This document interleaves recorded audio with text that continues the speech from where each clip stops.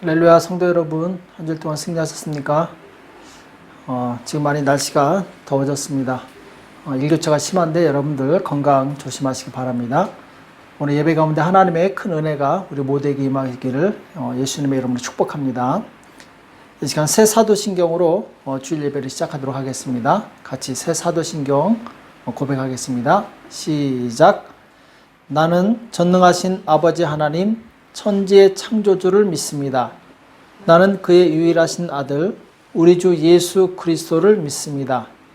그는 성령으로 잉태되어 처녀 마리아에게서 나시고 본디오 빌라도에게 고난을 받아 십자가에 못 박혀 죽으시고 장사된 지 사흘 만에 죽은 자 가운데서 다시 살아나셨으며 하늘에 오르시어 전능하신 아버지 하나님 우편에 앉아 계시다가 거기로부터 살아있는 자와 죽은 자를 심판하러 오십니다.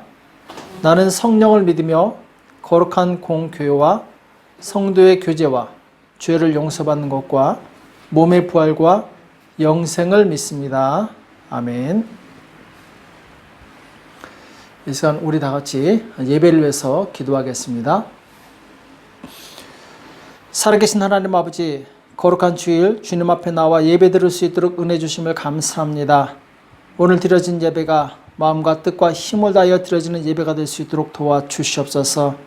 주님, 우리 마음이 주님 앞에 온전히 드려지게 도와주시옵시고 신령과 진정으로 하나님 앞에 나갈 수 있도록 우리 모두를 축복하여 주시옵소서. 한 주일 동안 우리가 주님의 뜻대로 산다고 하면서 여전히 내 생각과 내 고집을 버리지 못하고 내 방법대로 살았던 것을 용서하여 주시옵소서. 만물보다 심히 부패한 것이 사람의 마음이라고 말씀하셨사오니 우리의 부패한 마음을 정결하게 하사 거룩하신 하나님의 얼굴을 보게 하여 주시옵소서.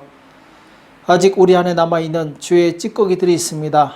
사랑보다는 미움을, 축복보다는 저주를, 섬김보다는 섬김 받으려는 우리의 추악한 죄악들이 모두 예수 그리스도의 보혈로 깨끗하게 씻어지게 도와주시옵소서. 우리 심령이 거룩하여서 날마다 거룩하신 주님을 만나 뵐 수 있도록 도와주시옵소서. 지난 한 주간에도 코로나 바이러스로 인해서 많은 사람들이 감염되고 심지어 생명까지도 잃어버렸습니다. 우리를 긍휼히 여기사 모든 성도들 한 사람도 코로나에 감염되지 않게 도와주시옵시고 건강을 지킬 수 있도록 큰 은혜를 베풀어 주시옵소서. 이 나라 정부를 축복합니다. 저들에게 지혜와 명철을 다하여 주시옵시고 백성을 사랑하는 마음을 주셔서 공평하게 통치하게 하시고 어려움 당하는 국민들을 잘 돌볼 수 있도록 주여 역사하여 주시옵소서. 또한 모든 의료진들을 축복합니다. 저들이 의료 일선에서 감염되지 않게 도와주시옵시고 주님께서 도우시는 손길을 경험할 수 있도록 도와주시옵소서. 의료 장비가 제때 공급되게 도와주시옵시고 저들의 손길을 통해서 많은 자들이 치료될 수 있도록 역사하여 주시옵소서. 사랑의 교회 모든 성도들을 축복하며 기도합니다. 육체 질병으로 고통을 당하는 자들이 있습니다. 하나님 저들을 불쌍히 여겨 주시옵시고 저들의 모든 고통에서 해방될 수 있도록 하나님의 치료의 능력으로 역사하여 주시옵소서. 경제적으로 어려운 성도들이 있습니다. 저들을 불쌍히 여겨 주시옵시고 이 어려운 시기를 주님이 주시는 힘으로 잘 극복할 수 있도록 주님 도와주시옵소서.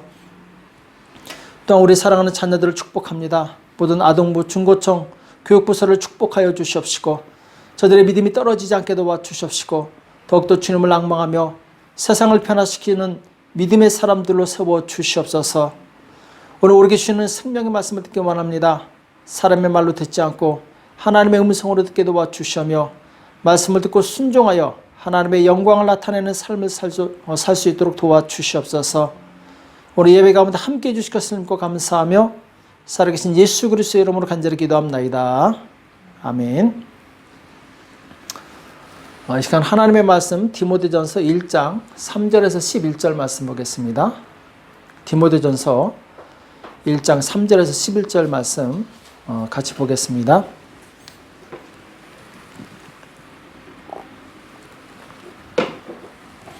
디모데전서 1장 3절에서 11절 같이 한 목소리로 합독하도록 하겠습니다. 같이 읽겠습니다. 시작. 내가 마게도냐로 갈 때에 너를 권하여 에베소에 머물라 한 것은 어떤 사람들을 명하여 다른 교훈을 가르치지 말며 신하와 끝없는 족보에 창념치 말게 하려 함이라. 이런 것은 믿음 안에 있는 하나님의 경륜을 이름보다 도리어 변론을 내는 것이라. 경계의 목적은 청결한 마음과 선한 양심과 거짓이 없는 믿음으로 나는 사랑이거늘 사람들의 이에서 벗어나 헛된 말에 빠져 율법의 선생이 되려 하냐. 자기의 말하는 것이나 자기의 확장하는 것도 깨닫지 못하는도다. 그러나 사람이 율법을 법있게 쓰면 율법은 선한 것인 줄 우리는 아노라. 알 것은 이것이니 법은 옳은 사람을 위하여 세운 것이 아니요 오직 불법한 자와 복종치 아니하는 자며 경건치 아니한 자와 죄인이며 거룩하지 아니한 자와 망령된 자며 아벨을 치는 자와 어미를 치는 자며 살인하는 자며 음행하는 자며 남색하는 자며 사람을 탈취하는 자며 거짓말하는 자며 거짓 맹세하는 자와 기타 바른 교훈을 거스리는 자를 위함이니 이 교훈은 내게 맡기신 바 복되신 하나님의 영광의 복음을 쫓음이니라. 아멘. 하나님의 영광의 복음을 쫓는 성도, 하나님의 영광의 복음을 쫓는 성도라는 제목으로 같이 말씀을 나누겠습니다. 자, 우리는 예수님을 믿는 하나님의 백성들입니다. 하나님의 성도들이죠. 우리 성도들이 마지막까지 지켜야 될 것이 무엇이겠습니까? 그것은 바로 생명의 복음입니다. 왜냐하면 복음에는 생명이 있기 때문에, 영원한 이 생명이 있기 때문에 우리는 모든 것을 희생해서라도 반드시 복음만큼은 지켜야 됩니다. 만약에 집에 불이 났을 때 내 사랑하는 자녀가 있고 또 돈이 있다면은, 자, 둘 중에 하나를 선택해야 된다면 무엇을 선택하겠습니까? 우리는 더 생각할 필요가 없죠. 사랑하는 자녀를 먼저 이 불 속에서 구해내겠죠. 왜 그렇습니까? 생명이 있기 때문에 그렇습니다. 성도에게 있어서도 가장 중요한 것은 바로 영원한 생명입니다. 내 모든 재산과 명예를 잃어버린다 하더라도 이 영원한 생명만큼은 빼앗겨서는 안 돼요. 그래서 기독교 역사에 수많은 순교자들이 이 영생을 지키기 위해서 자신의 목숨을 기꺼이 내놓습니다. 왜냐하면 내 생명보다 더 중요한 것이 바로 영생이기 때문에. 자, 영생은 하나님의 나라에서 영원히 사는 것을 의미하죠. 우리 육신의 생명은 이 땅에서 잠깐이지만 죽은 후의 세상은 영원합니다. 그래서 우리는 이 죽은 후의 영원한 생명을 사모하기 때문에 이것을 목숨보다 더 중요하게 여기는 것이죠. 자, 우리를 영원한 하나님의 나라, 영생에 들어가게 하는 것이 바로 이 복음입니다. 복음만이 영원한 천국에 들어갈 수 있게 하죠. 자, 그럼 우리가 잘 알고 있는 이 복음의 내용, 이 내용은 영원한 지옥 자식이었던 나를 예수님께서 십자가 대속의 은혜로 구원해 주신 것을 말하죠. 그래서 내 생명보다 더 중요하게 여겨야 될 것은 나에게 영생을 주는 이 복음입니다. 예수 그리스도의 복음이에요. 예수 그리스도의 복음이라고 굳이 이야기하는 이유는 무엇이냐? 오직 예수 그리스도 외에는 영생을 얻을 길이 없기 때문에 그렇습니다. 오늘 디모데전서는 사도 바울이 4차 전도 여행을 하고 에베소에 잠깐 들렸다가 마게도냐로 떠나게 되는데, 그때 에베소 교회에 어떤 사람들이 잘못된 가르침을 주고 있는 것을 보고 심히 염려가 되었죠. 그래서 바른 교훈을 알고 있는 디모데를 이 에베소 교회에 남겨둡니다. 그러면서 사람들이 저 어떤 사람들의 잘못된 가르침에 빠지지 않고 생명의 복음에 집중할 수 있도록 저들을 잘 가르쳐라, 이런 목적에서 이 디모데를 에베소 교회에 머물게 합니다. 그리고 나서 이제 쓴 편지가 디모데전서죠. 당시에 에베소에 있는 성도들 중에 많은 사람들이 믿음에서 떨어져 나가고 있었습니다. 왜냐하면 믿음을 지키려면 자기 목숨을 포기해야 됐어요. 당시 로마의 황제였던 네로 황제는 자신만이 세상의 주님이라고 사람들에게 가르쳤습니다. 그래서 자기 외에 다른 누구를 주님이라고 부르면 그 사람을 잡아다가 핍박하고 심지어는 죽이기까지 했어요. 그러니까 죽음을 두려워했던 이 성도들 중에 신앙을 포기하거나 혹은 구원을 준다는 다른 미혹된 가르침을 쫓아갔던 사람들이 있었어요. 그래서 바울은 에베소에 있는 성도들이 바른 복음 안에서 살도록 이 디모데를 남겨놓고 간 것이죠. 자, 오늘 본문의 말씀처럼 에베소 교회는 심각한 문제가 있었어요. 자, 그 문제가 무엇이냐? 여기 보면은 어떤 사람들이 다른 교훈을 가르치고 있었다라는 거죠. 3절에 보면은 내가 마게도냐로 갈 때 너를 권하여 에베소에 머물라 한 것은, 자, 지금 디모데를 에베소에 머물게 한 이유를 말씀하고 있죠. 어떤 사람들을 명하여 다른 교훈을 가르치지 말며, 자, 여기 어떤 사람들이라고 나와 있죠. 이 어떤 사람들이 교회를 흐리고 있었어요. 진리를 왜곡시키고 있었어요. 그래서 이들이 다른 교훈을 가르치고 있는데 이것을 금지하라는 것이죠. 생명의 복음을 전하라는 것이죠. 자, 그럼 이 어떤 사람들이 가르쳤던 이 잘못된 이 가르침이 무엇이었는가? 그것이 이제 4절에 나오죠. 신하와 끝없는 족보에 창념치 말게 하려 함이라. 이런 것은 믿음 안에 있는 하나님의 경륜을 이름보다 도리어 변론을 내는 것이라. 여기 보면은 어떤 사람들이 잘못 가르쳤던 가르침이 신하와 끝없는 족보라고 말씀하고 있죠. 자, 이것으로 인해서 사람들은 변론을 하고 진리에 이르지 못하고 있는 안타까운 현실이 있었던 것이죠. 자, 신하와 끝없는 족보 이야기는 하나님의 이 경륜을 이루지 못합니다. 구원의 이 복음에 이르지 못해요.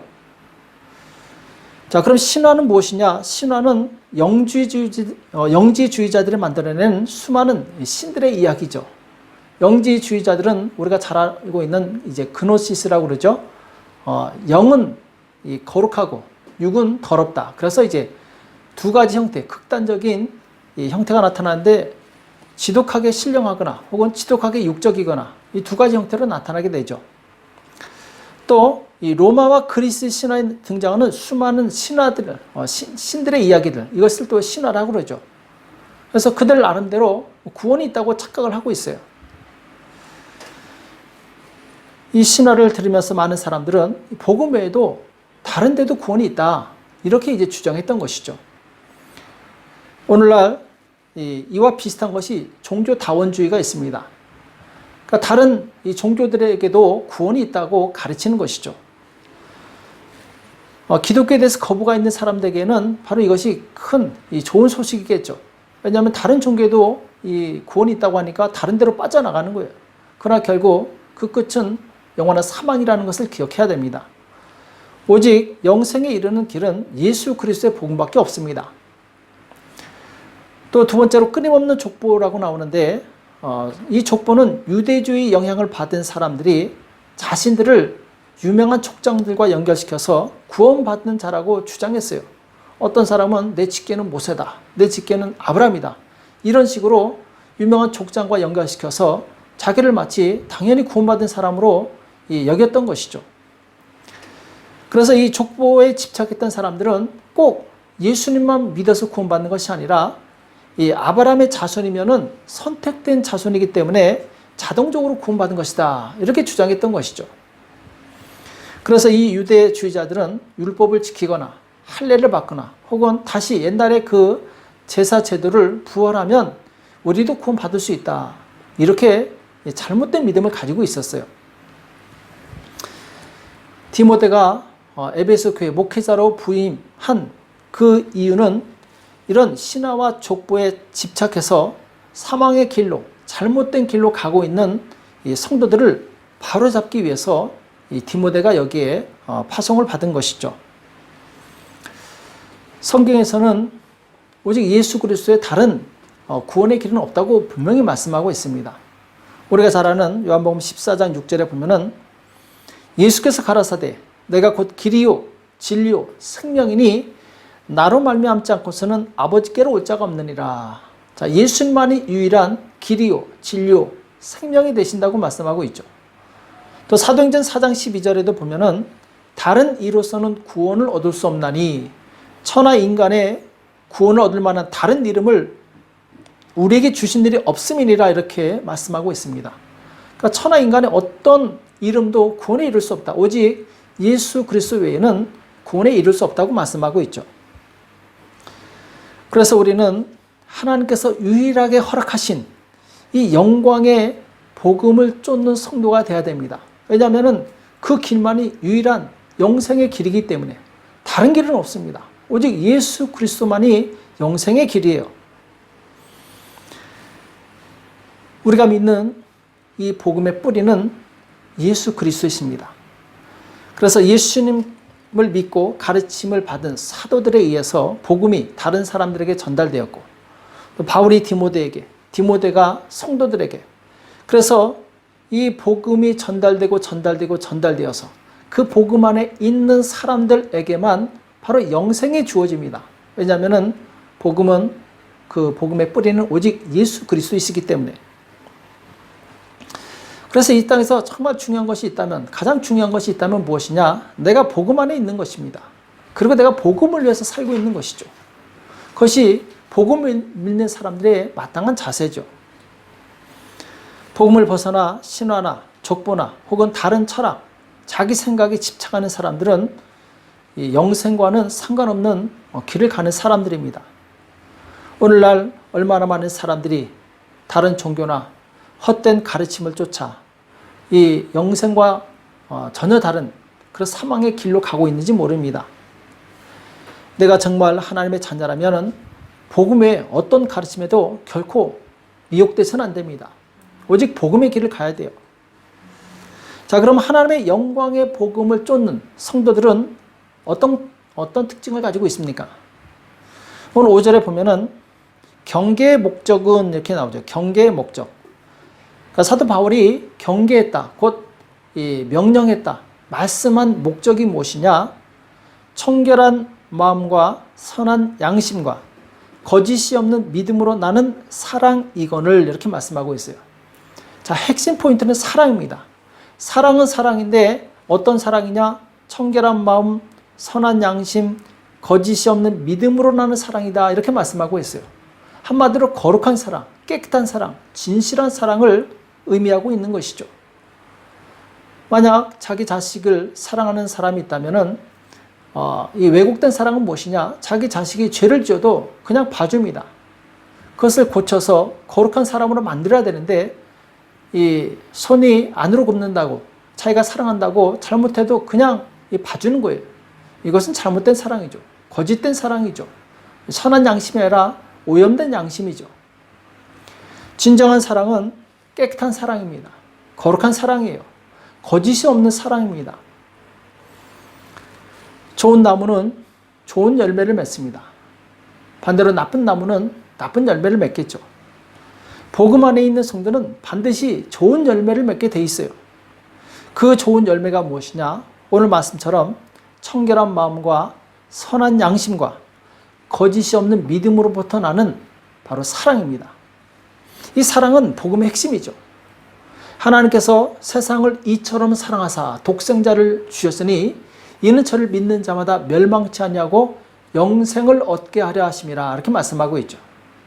자, 우리를 이 멸망치 않고 영생에 이르게 하신 그 이유가 무엇이냐? 하나님은 사랑이시기 때문에, 그 사랑 때문에 우리가 구원받은 것이죠. 예수님의 그 사랑은 조건이 없는 사랑입니다. 깨끗한 사랑이에요. 거룩한 사랑이에요.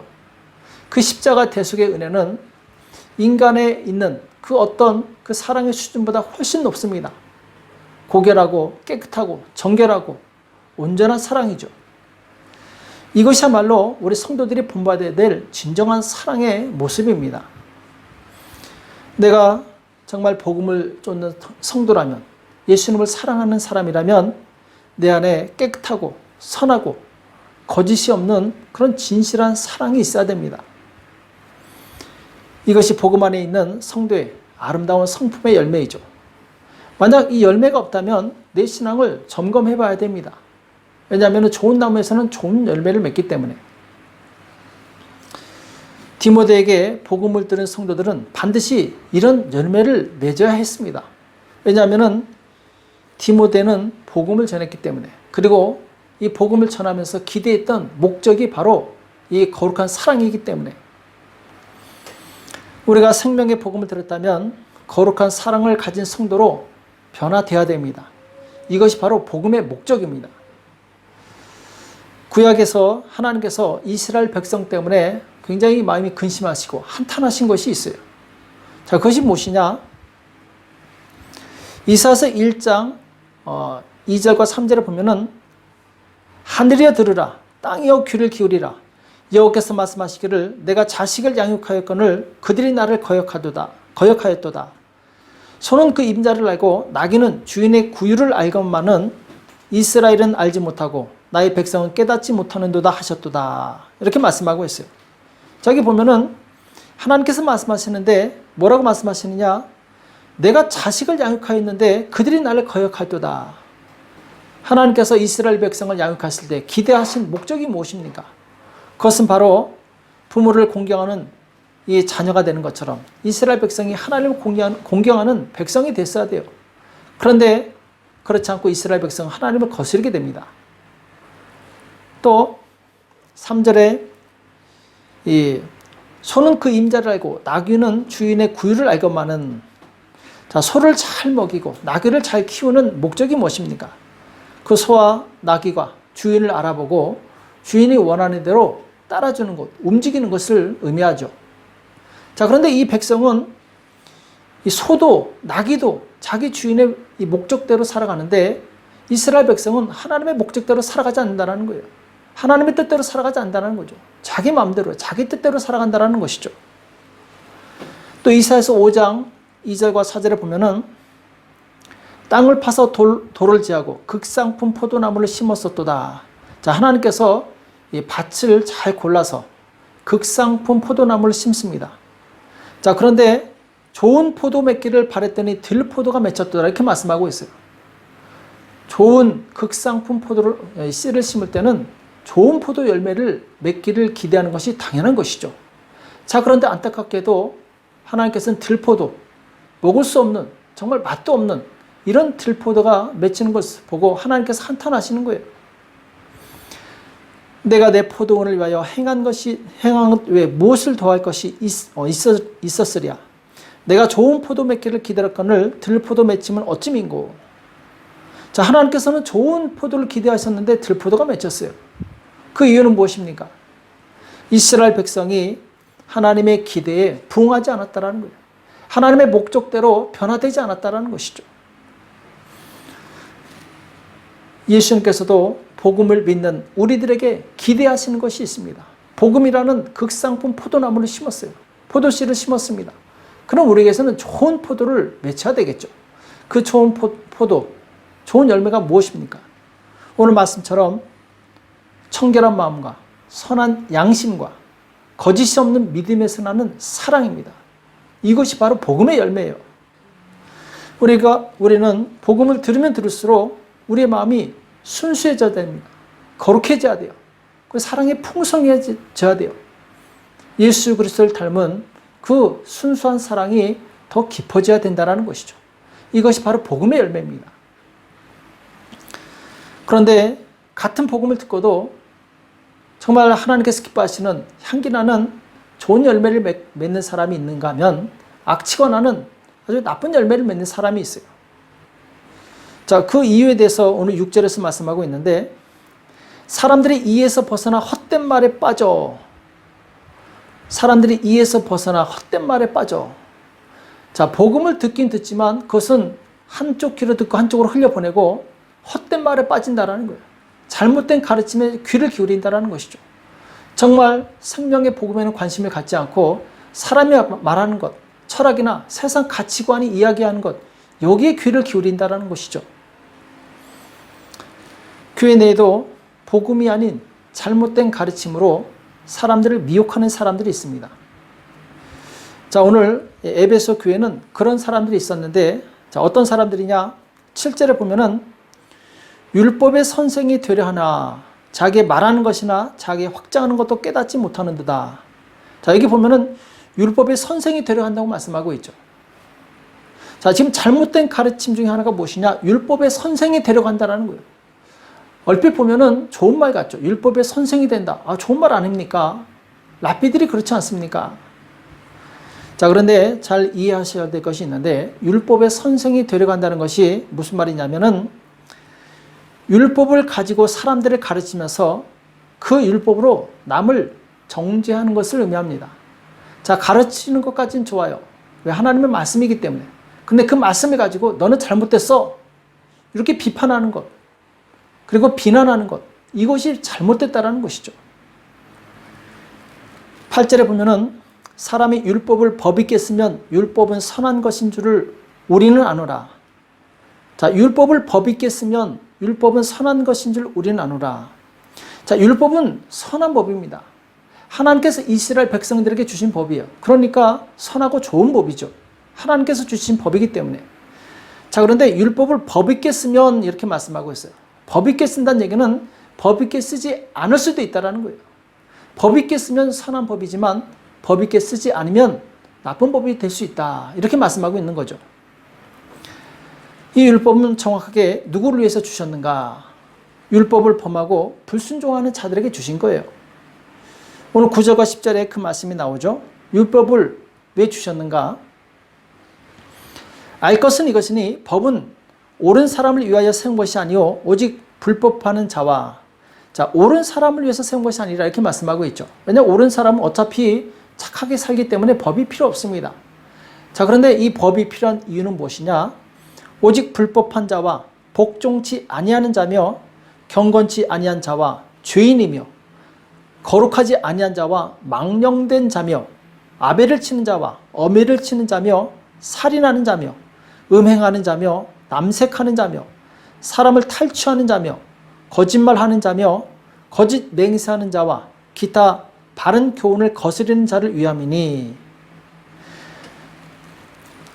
자, 이 법을 벗어난 사람들을 위해서 법이 필요한 것이죠.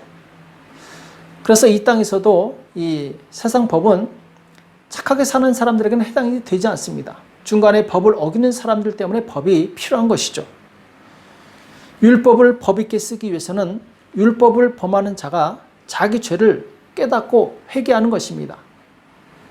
그래서 거룩한 하나님의 사람으로 변화되는 것, 이것이 율법을 법 있게 쓰는 거예요.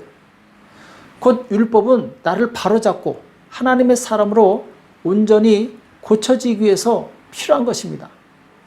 이 세상에 죄 없는 사람은 없죠. 모든 사람에게 율법은 필요합니다. 심지어 예수님께서는 이 마음으로 미워한 것도 살인한 것이다. 왜냐하면 십계명에서는 보이는 행위만 보고 판단했지만 예수님께서는 마음의 법까지 같이 포함시켰어요. 그러니까 이 세상에 죄가 없는 사람은 없죠. 이 율법이 빗댄다면은 단 한 사람도 이 죄의 법에서 벗어날 수 없습니다. 다 죄인이에요. 그래서 이 율법을 주신 목적이 무엇이냐? 내가 회개하고 죄를 버리라고 주신 거예요. 이것으로 남을 정죄하라고 주신 법이 아닙니다. 나를 변화시키라고 주신 법이지 내가 그걸 가지고 남에게 이 잣대를 삼아서 판단하라고 주신 법이 아니라는 것이죠. 율법을 법 있게 쓰지 못한 대표적인 사람들이 바로 바리새인들입니다. 예수님께서는 그들의 죄를 아주 적나라하게 지적하시죠. 마태복음 7장에 보면은 예수님께서 말씀하시는데 비판을 받지 아니하려거든 비판하지 말라. 너희 비판하는 그 비판으로 너희가 비판을 받을 것이요 너희 헤아리는 그 헤아림으로 너희가 헤아림을 받을 것이니라. 어찌하여 형제의 눈 속에 있는 티는 보고 내 눈 속에 있는 들보는 깨닫지 못하느냐. 자, 들보는 나무 토막처럼 큰 것이죠. 그러니까 형제의 눈 속에 있는 티는 잘도 보이는데 내 눈에 있는 나무 토막은 보이지 않는다라는 거예요. 바리새인들이 바로 그런 사람들이었어요.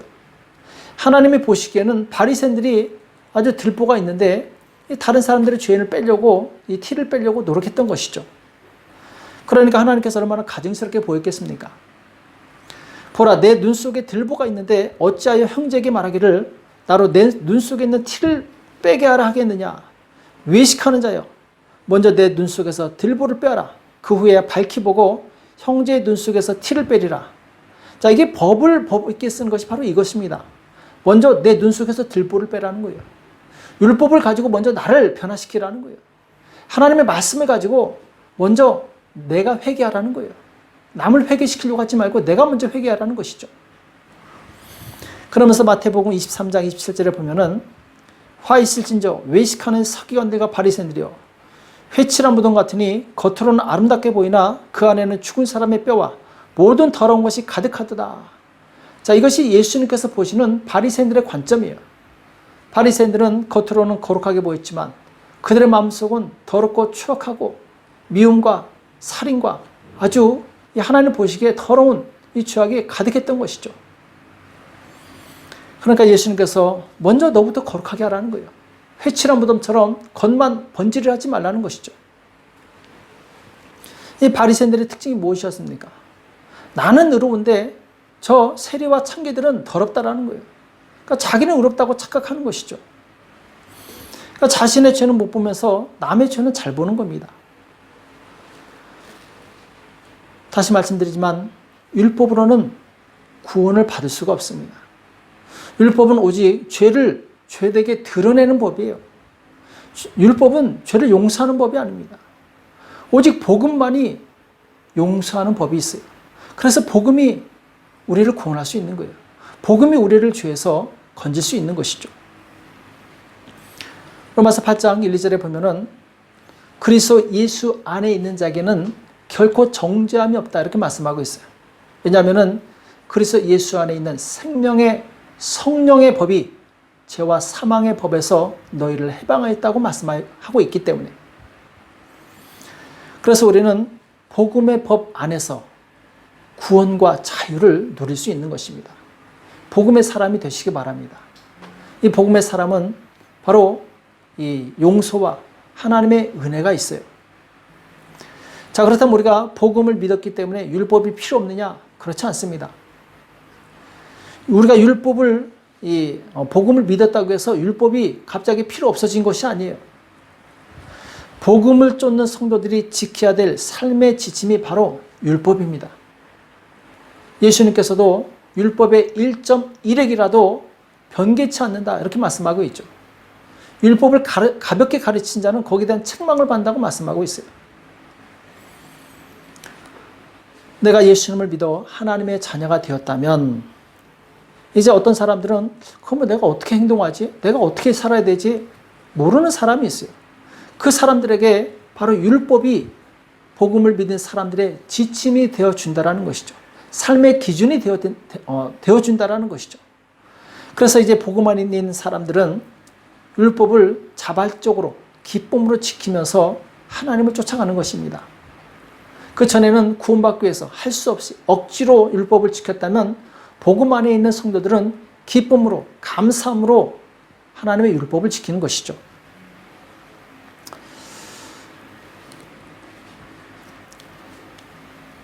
에베소에 어떤 사람들이라고 아까 말씀드렸죠. 이 어떤 사람들은 성도들을 미혹해서 남을 정죄하고 편당을 만들어서 교회를 분열시키고 있었어요.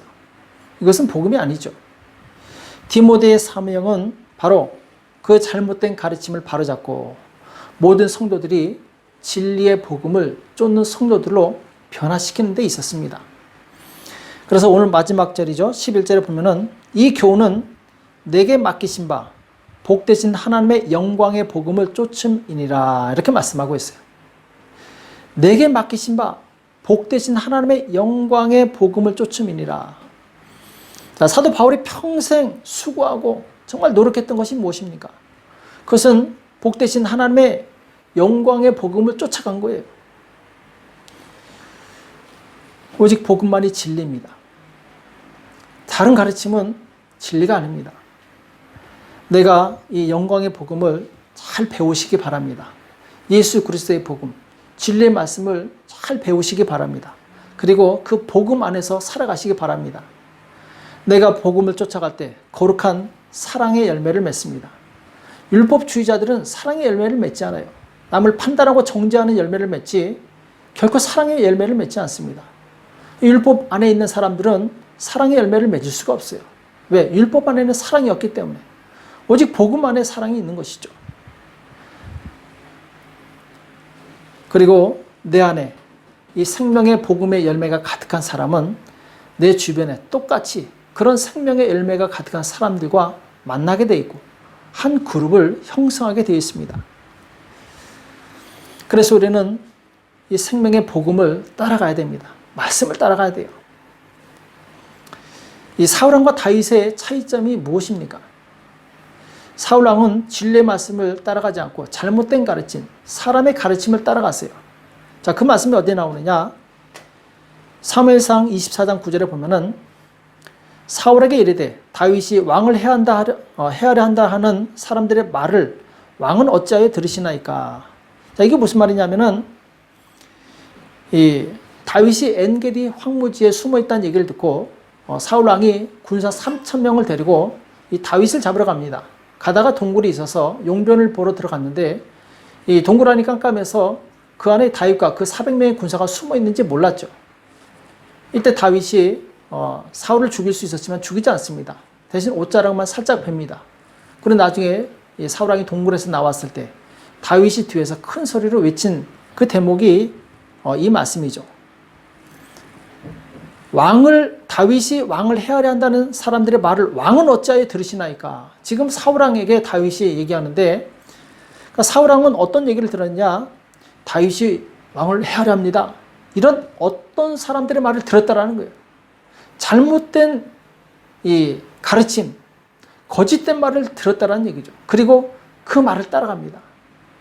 그러니까 사울왕의 결정적인 실수는 무엇이냐? 하나님의 말씀을 따라가지 않아요. 사람의 말을 따라가요. 그것도 거짓된 말을 따라갑니다. 그런데 10절에 보면 사무엘상 24장 10절에 보면은 오늘 여호와께서 굴에서 왕을 내 손에 붙이신 것을 왕이 아셨을 것이니다. 혹이 나를 권하여 왕을 죽이라 하였으나, 자, 지금 똑같은 상황이죠. 다윗 옆에 있는 어떤 사람이 다윗에게 사울왕을 죽이십시오 이렇게 얘기했어요. 그러나 내가 왕을 아껴 말하기를 나는 내 손을 들어 내 주를 해치 아니하리니 이는 여호와의 기름 부음을 받은 자가 됨이니라 하였나이다 이렇게 얘기합니다. 그러니까 다윗에게도 똑같이 어떤 사람이 사울을 죽이라고 했지만 다윗은 받아들이지 않습니다. 거절합니다. 대신에 하나님의 말씀을 따라가요. 하나님의 기름 부음 받은 자를 죽이는 것은 하나님의 뜻이 아니니라. 그러면서 하나님의 말씀을 따라갑니다. 그 차이가 무엇입니까? 결국 사울왕은 사람의 말을 쫓아갔다가 멸망의 길로 가요. 전쟁터에서 사망합니다. 그러나 다윗은 점점 흥왕해서 나중에 왕이 되고 이스라엘 역사의 가장 강력한 왕국을 세우게 됩니다. 왜 그렇습니까? 다윗은 생명의 말씀을 따라갔어요. 사울왕은 거짓된 사람의 가르침을 따라갔어요. 우리는 생명의 복음을 따라가야 될 줄을 믿습니다.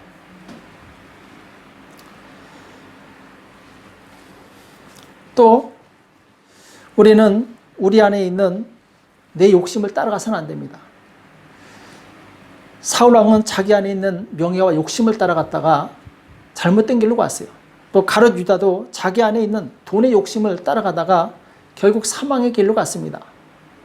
복음 안에 있는 성도들은 모든 잘못된 사람의 가르침 혹은 내 안에 있는 욕심의 가르침을 버리고 오직 생명의 주님의 말씀을 따라가야 될 줄을 믿습니다. 세상의 마지막에 가까이 올수록 점점 이단과 잘못된 가르침들이 늘어나고 있습니다. 이런 이단과 사설 그리고 잘못된 가르침들이 이 구원의 복음을 흐리게 하고 방해하고 있어요.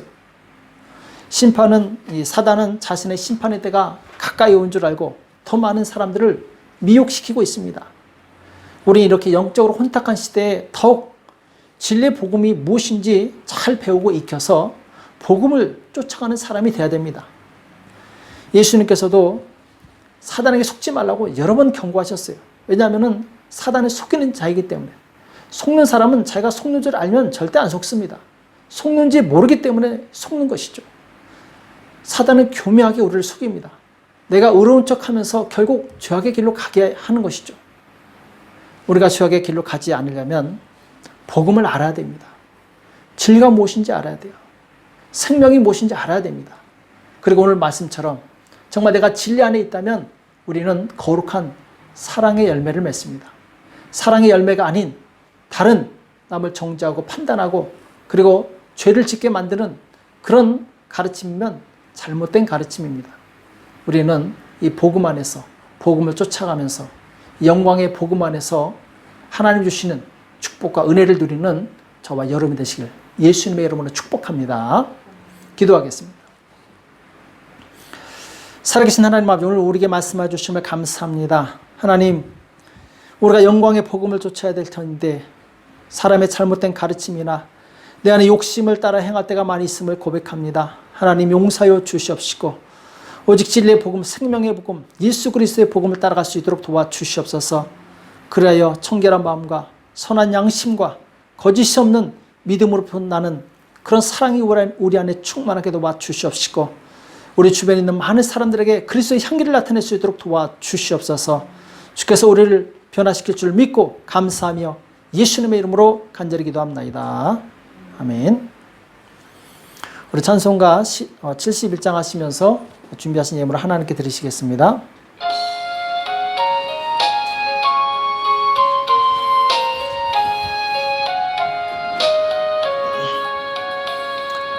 내게 있는 모든 것을 아낌없이 바치네. 사랑하고 의지하여 주만 따라가겠네. 주께 드리네. 주께 드리네. 사랑하는 구주 앞에 모두 드리네. 내게 있는 모든 것을 겸손하게 바치네.